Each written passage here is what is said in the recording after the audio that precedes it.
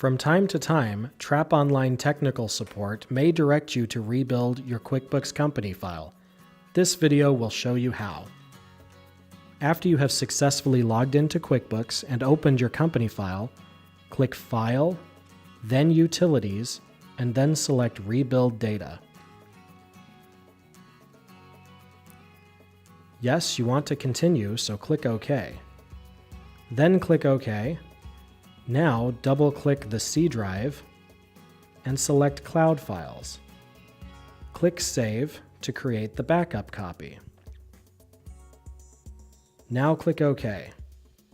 Once you get a message saying that the rebuild is complete, you must complete this process 2 more times for optimal performance.